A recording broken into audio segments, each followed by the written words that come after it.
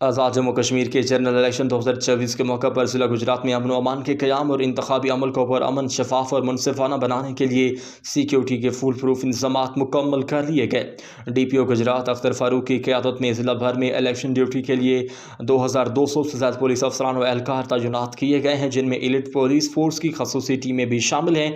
इंतखाबी अमल को मुनज़्ज़म बनाने के लिए ज़िला गुजरात में मजमूई तौर पर 77 पोलिंग स्टेशन कायम किए गए। सिक्योरिटी की हसासियत को मद्देनजर रखते हुए इन पोलिंग स्टेशंस को 3 कैटेगरीज में तकसीम किया गया, जिनमें 32 पोलिंग स्टेशंस को कैटेगरी ए, 38 को कैटेगरी बी और 7 पोलिंग स्टेशंस को कैटेगरी सी में रखा गया। सिक्योरिटी प्लान को हातमी शक्ल देने के लिए DPO कॉम्प्लेक्स गुजरात में DPO अख्तर फारूक की सदारत में एक अहम और खसूसी इजलास भी मुनक़िद हुआ, जिसमें तमाम मुतल्लिका DSPs, SHOs और सीनियर पुलिस अफसरान ने शिरकत की। इजलास के दौरान जिले के मजमूई अमन व अमान की सूरत हाल और इलेक्शन सिक्योरिटी का तफसीली जायज़ा लिया गया।